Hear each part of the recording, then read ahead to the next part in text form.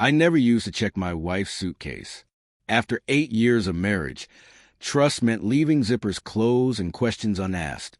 But that morning, while she was in the shower, I noticed a small blue packet next to her makeup bag.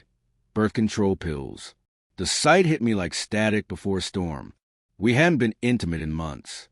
She'd told me stress had killed her appetite for everything, including me. So why would she need them for a 3-day marketing retreat in Chicago? I told myself not to spiral. Maybe she'd forgotten they were there. Old habit. Yet a voice inside whispered this wasn't an accident. It was preparation. That whisper only grew louder. At dinner that night, she laughed too hard at her phone. When I asked who it was, she said, "Work chat," and flipped it face down. Her suitcase sat by the door like an accomplice. The next morning, she kissed my cheek goodbye. "Don't wait up. We'll be doing team dinners," she said. Then she was gone, her heels clicking like punctuation at the end of a long sentence. I sat staring at the empty driveway. I booked the first flight to Chicago. Didn't tell anyone. Packed light, wore a cap, and convinced myself I was insane. But insanity felt better than ignorance. When I landed, I checked into a small hotel near the one her company had reserved. I texted her, "Hope you landed safe." 2 hours later, she replied, "Just checked in. Busy day ahead." I stared at the heart emoji, the same one she hadn't sent me in weeks. That night, around 7, I walked past the restaurant her team supposedly reserved. Half empty. No sign of her or her colleagues. I called straight to voicemail. My chest tightened. I checked the company's website. The retreat wasn't scheduled to start until next week. My stomach dropped. I pulled up the hotel address she'd texted. It wasn't downtown. It was a boutique hotel known for romantic getaways. I drove there, parked across the street, and watched through the lobby windows as couples checked in, laughing, holding hands. Then I saw her, my wife, walking in with a man I didn't recognize. He wore a gray suit and a smile that seemed to say the world owed him nothing but pleasure. They didn't hold hands, but their bodies moved in sync, betraying familiarity. They got into the elevator together.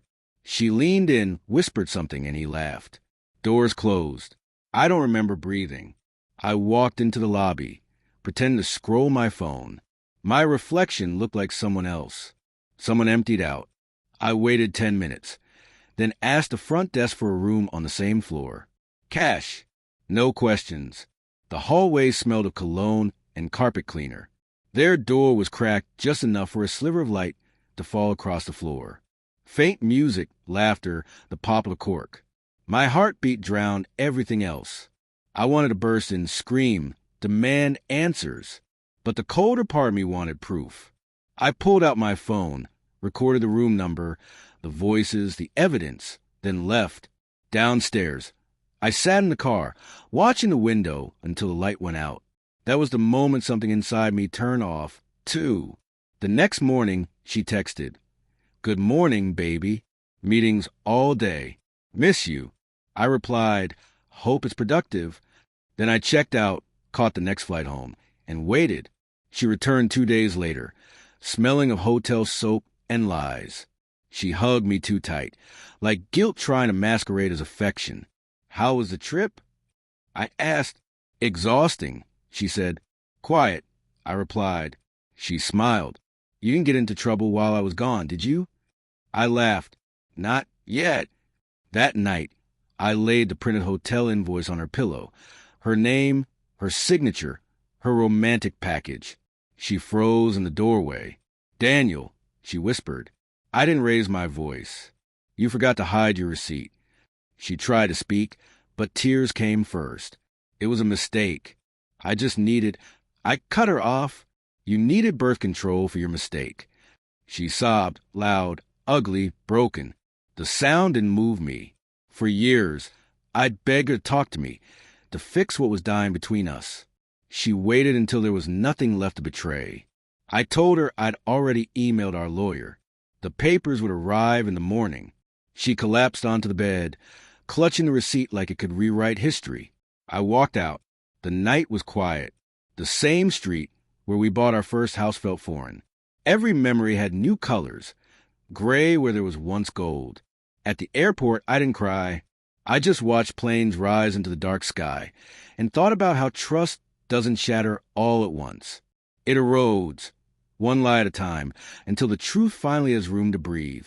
People think catching someone cheating is about rage or revenge. It's not.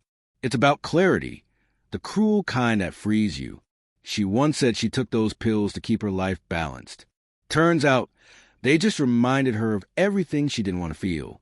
And me? I don't need balance anymore. I need peace.